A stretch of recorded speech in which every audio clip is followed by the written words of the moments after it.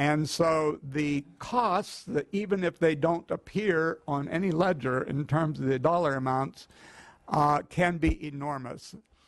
AARP, based on 2009 data that we are currently updating and hope to release soon, found that there were 42 million family caregivers providing $450 billion worth of unpaid care.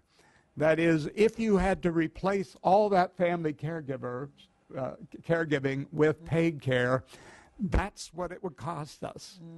Now, that's 4 times the total amount that Medicaid spent for long-term services and supports in that year. It's more than twice the amount of all the paid care that we were able to measure in that year. And indeed, if you stack it up against the total sales of Walmart, it even exceeds that in terms of being the world's largest retailer. Just to give you a magnitude, a sense of magnitude of that effort. And it's not only that it has financial consequences in terms of being the bedrock of services in this country, it also, of course, has financial consequences for the individuals involved, especially and because this affects women who have been the primary caregivers for the most part. But the data indicate that for women who drop out of the labor force in order to provide this essential services to those they love, can end up with financial consequences that are measured in the hundreds of thousands of dollars over the course of their lives, not just in the direct costs that they incur in providing the services, also the costs, of course, in terms of salary and benefits that they've foregone, but it has the consequence, it multiplies over the life course in terms of decreased retirement benefits through Social Security or any private benefit, decreased retirement savings and asset accumulation that can have consequences for the retirement security of the family caregivers as well. Madam Chairperson, you made reference earlier to the declining availability that we are looking forward to in terms of caregivers, and this charts that future, as you see. And what this does is that we took the ratio of those who were in the primary caregiving years, that is, those age 45 to 64, to those who are in the primary care receiving years, 80 plus. And as you see, we're kind of living in the halcyon days right now. These are the good old days that we will look back to in terms of family caregiving. That ratio peaked actually in 2010. And that because, of course, the boomers were in that caregiving age compared to their parents who were in the birth-dearth years of the Great Depression. So we had relatively small cohorts who need care compared to the very large cohorts that were available there in terms of families. But those halcyon days are going to fast decline here, as you see the steep curve as we look to the future here in terms of that ratio. And for reasons that Ms. Burns noted earlier in terms of the declining fertility rates, but it's further complicated, as she noted, by more complex family structures, increased divorce, increased remaining single, and so that ratio of 7 potential caregivers in 2010 will decline to roughly 4 to 1 in 2030 and further to 3 to 1 in 2050. I should note that these are national numbers.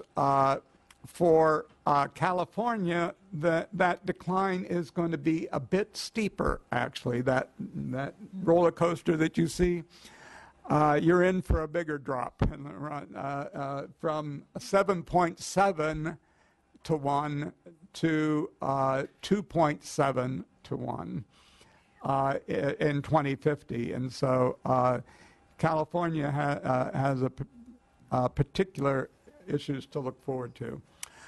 I want to, Dr. Chernoff has already talked a bit about the modeling project that we are collaborating on, and I'm going to perhaps annotate his remarks a bit and talk about that because I think it's one of the most exciting things that has occurred in my 30 years of working in this business, where we're looking to try to provide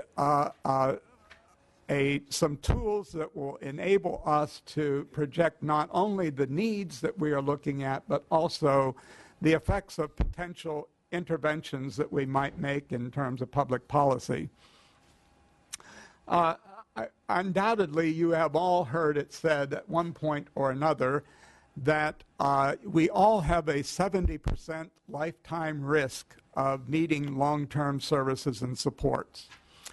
Well, I don't know if any of you know at this point what the footnote to that comment is, because we use it so commonly, and that has become kind of the given wisdom in this area. And yet, how many know that that came from one very important and well-done piece of work, albeit it was done a decade ago, and it looked only at one cohort of people, those turning 65 in 2005. We have just been in a void of data, and one of the issues that the Long-Term Care Commission that Dr. Chernoff chaired and AARP was represented on, one of the things that they hit, and I know that you have experienced on these committees, is that we just don't have a good way to estimate what would be the consequences of doing one thing or another. If we did this, what would be the consequences? What would it cost?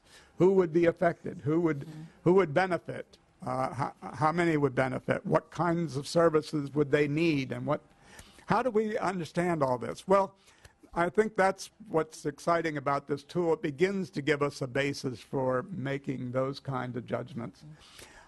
And specifically, this began with the work of the Office of the Assistant Secretary for Policy and Evaluation at the Federal Department of Health and Human Services, which funded the Urban Institute to replicate this earlier work that I talked about and expand upon it so that we could understand something about the future demand for long-term services and supports among various segments of the population, that we could understand something about the types of services that they're likely to need, how many are likely to use institutional services, how many assisted living, how many home and community-based services. What would be the costs? What are the costs to various payers, not only the states and the federal government, but also private insurers and personal out-of-pocket costs? And how are future cohorts likely to differ in critical ways as they age because of the characteristic of their population? As Ms. Burns noted, some of those characteristics, not only family structural changes that we're seeing, ethnic and racial differences, that we're heading into a far more diverse future that California already is leading the way on. That we are looking at a future that is going to be much more diverse in every conceivable way in terms of the needs, in terms of the resources, in terms of the preferences of the people involved. How do we prepare for that future? So this baseline is incredibly important. It tells us what if we did nothing, what would the future look like, basically.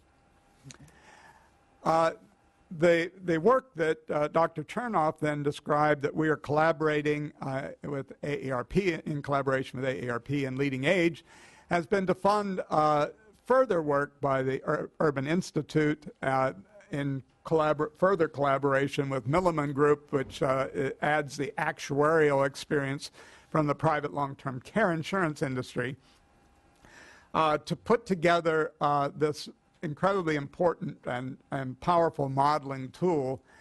But as he noted, we are at the beginning stages of that, and yet the importance of it is to establish a credible tool that people and stakeholders from all across the political spectrum, those who represent insurers or providers or consumers or policy decision makers, this would be the go-to place that we all recognize that this is where you would go to get the straight objective projections. For we'd rather be haggling over real issues and differences and trying to narrow those differences than constantly bickering about the instrument itself, whether you've used an adequate number or not. I won't spend a great deal of time on the options because Dr. Chernoff has already described some of these. It's a series of basically what ifs. What if we did this?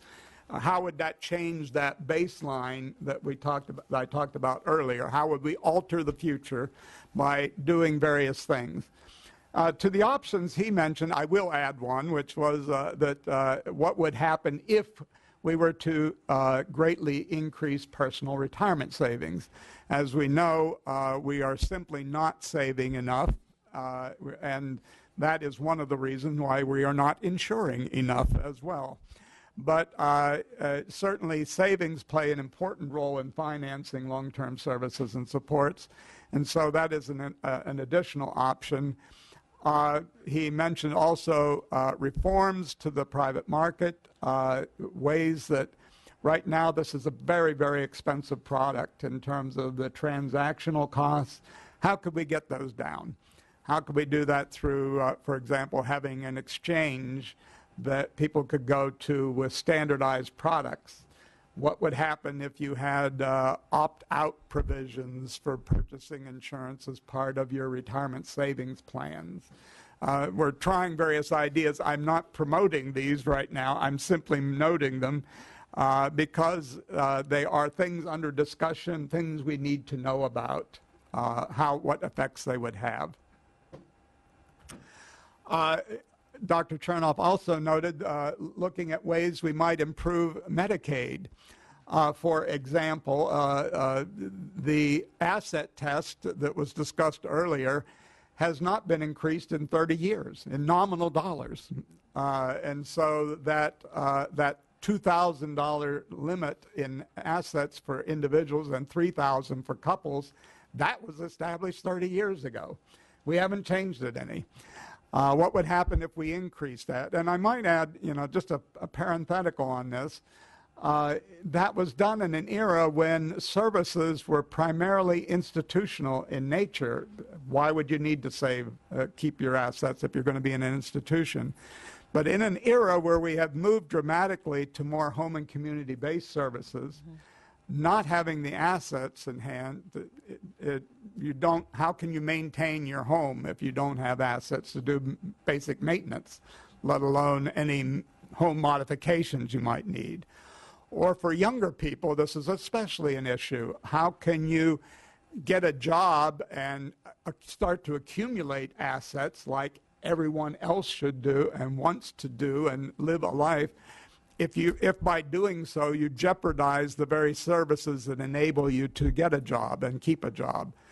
Those are the kind of issues that looking at we want to project those issues. We want to project things at least in a very general sense, what would the world look like if we ended the institutional bias of Medicaid so that all services were on an even playing field, so that you could choose what was appropriate and consistent with your own preferences in life. And of course, the insurance options that Dr. Chernoff also walked you through. We've had a lot of discussion about the insurance, where we are in insurance, and indeed, much of this effort, and indeed the efforts of the earlier Long-Term Care Commission, were inspired by the fact that I think we've all been a bit chastened recently, to be honest. The private insurance industry, as has been noted, is in severe distress right now. The number of carriers nationally has dropped from roughly 120 to about a dozen today over the last decade.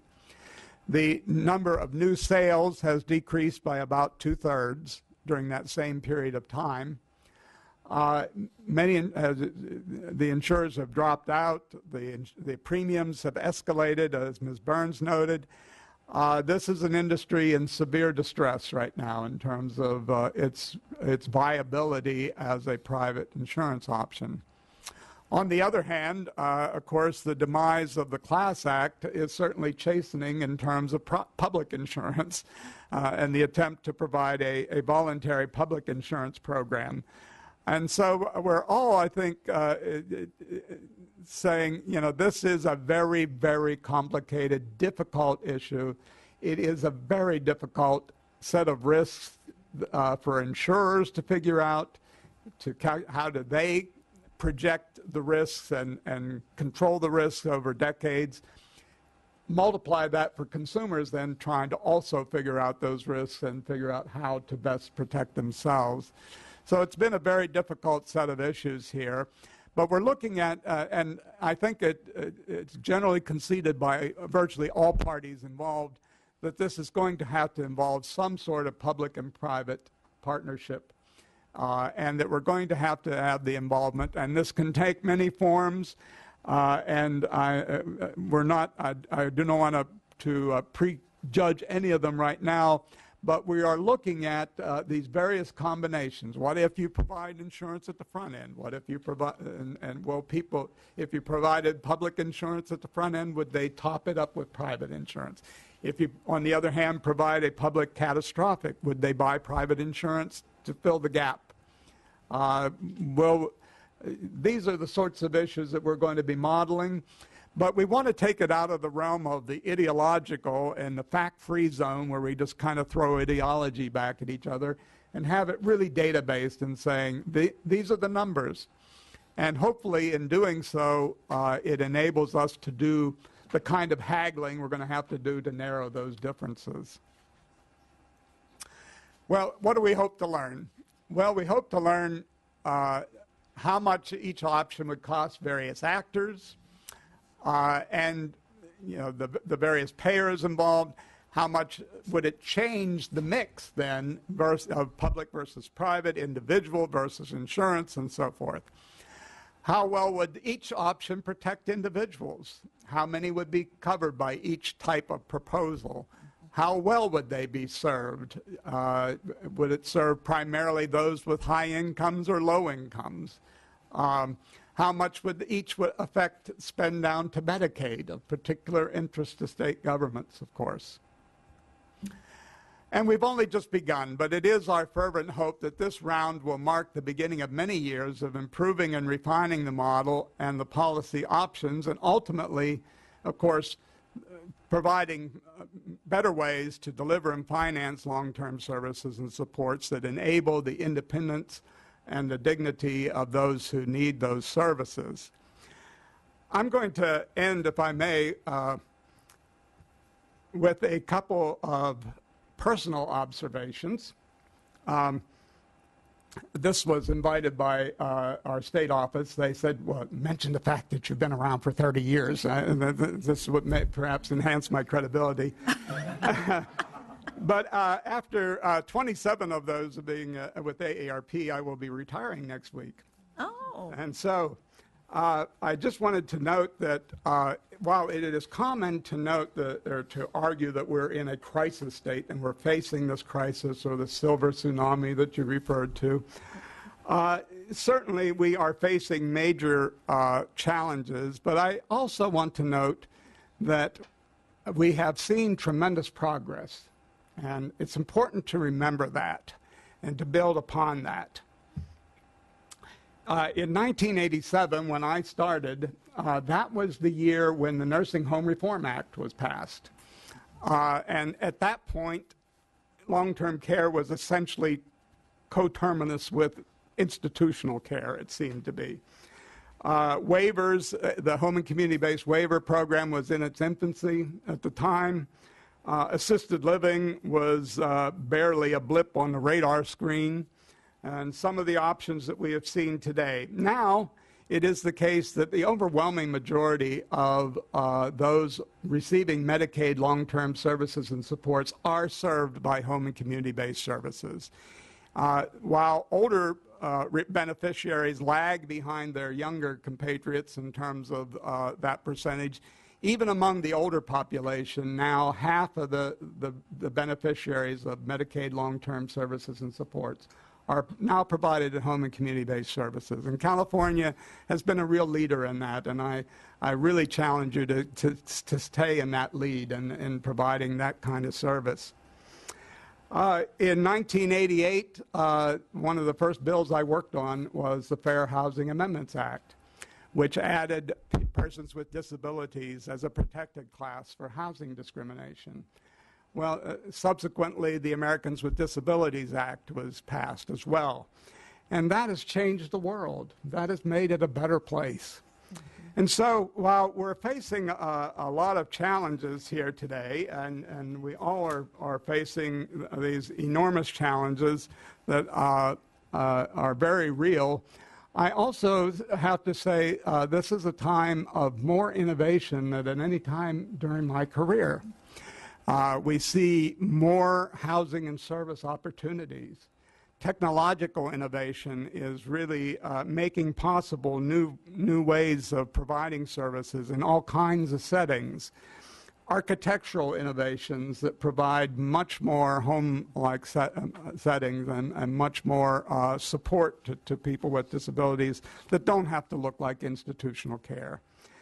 And indeed, I think one of the most exciting developments are the enormous transformations going on in healthcare delivery, which will also drive, or in some ways, we've spent the last 30 years moving from the medical model in long-term care. Now's the time to move away from the medical model of healthcare, away from the professional control and institution-based approach, to moving those services out into the community, to recognizing that people don't want to live their lives around health care or long-term care services. They want those services there to support them in the ways that enable them to live their lives. And I think that's the challenge that we face today, and I commend you all for taking on that challenge. Thank you. Thank you so very, very much.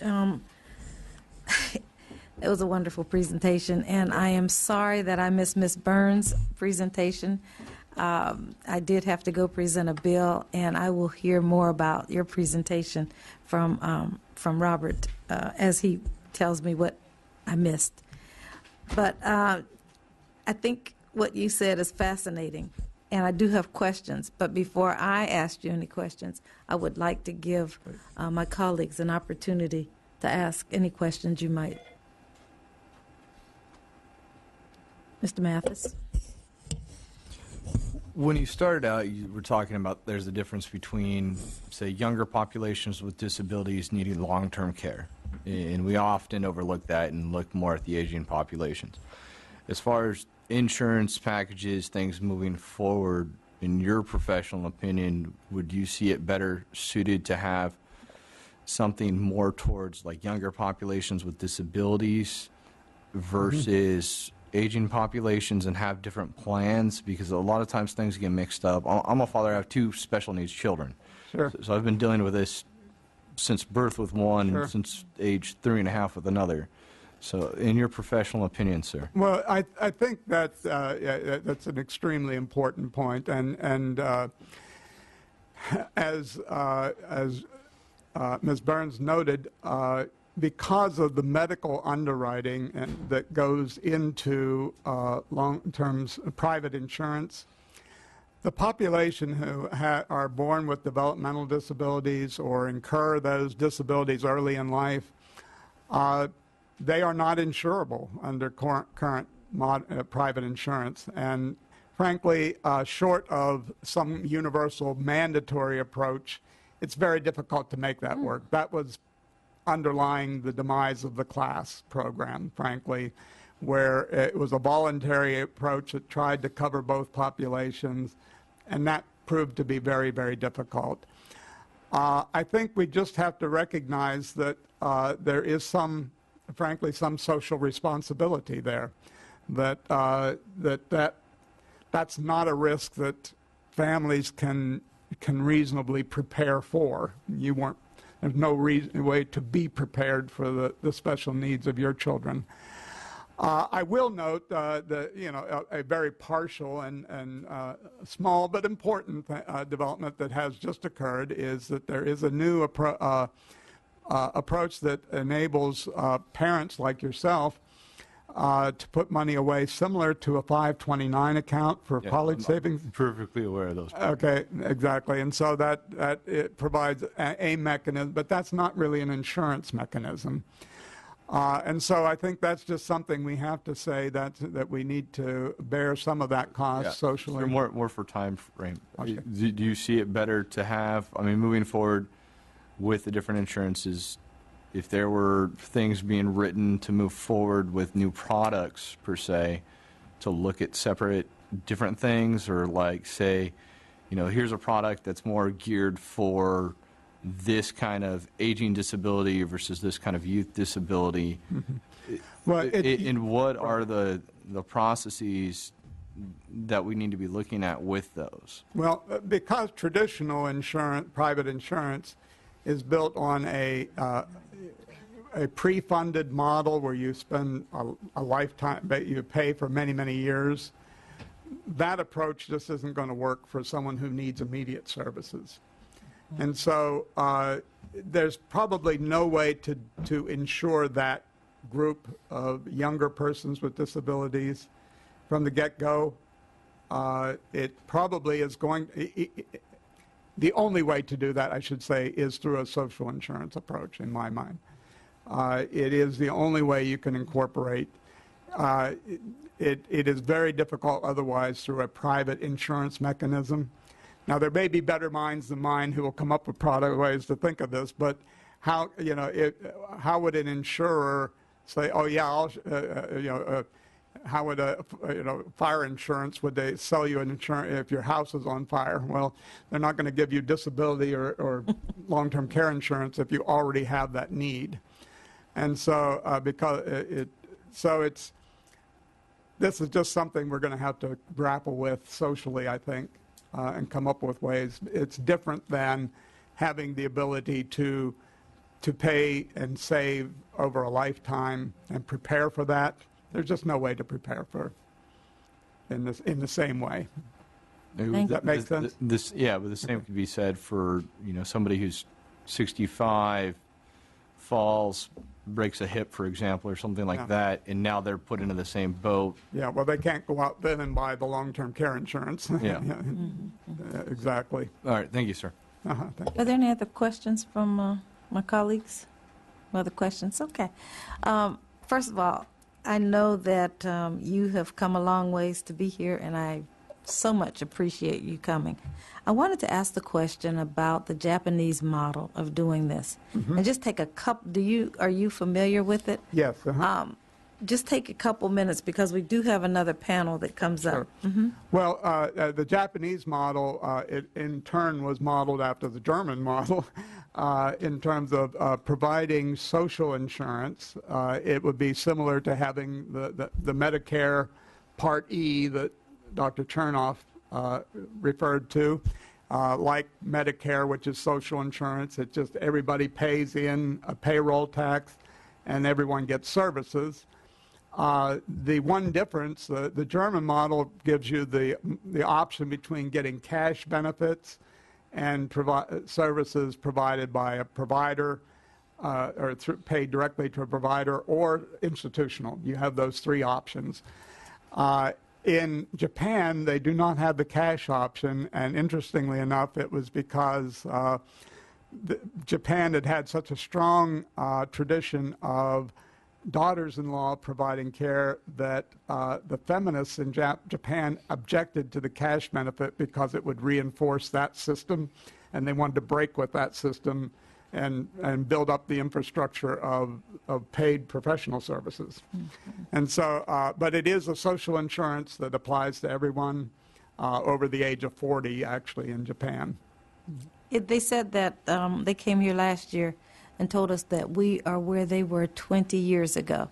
And that's why they know that if we start now, we can One of my papers was to compare U.S. and Germany, and it was precisely that. They enacted theirs in 1994 and implemented it 20 years ago in 1995.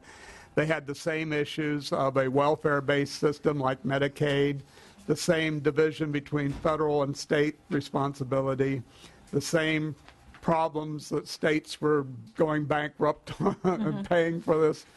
And they went to a federalized system of social insurance. It was their solution. Well, I really thank you very much for coming today. Thank you for imparting such priceless information. Thank you, sir. And thank ARP for sending you. And enjoy your retirement. But I will retire. You just don't look like you're going to retire. This is my last public presentation. So thank you. Until Thank you for being my audience. That's wonderful. Thank you. I want to introduce one of the co-chairs of this hearing, Senator Michael McGuire. Thank you. Do you have something that you would like to say before we call up the last panel? Chairwoman, I just want to say how grateful I am to be here and apologize to you as transit and housing is running quite late today. And I just want to say thank you for your amazing leadership, particularly on senior issues across the state of California. It's an honor to be here with you today, so thank you so much. Thank you.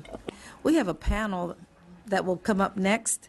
And as I call your name, would you just please come and let's look forward. Let's look forward to possible solutions. We heard some good things from our previous panelists and guests, but now we want to talk Claudia Christ. Oh, no. Panel before that. I'm sorry, we have a panel after this? A panel before that. Ooh, forgive me. Kathy Kelly. Yeah.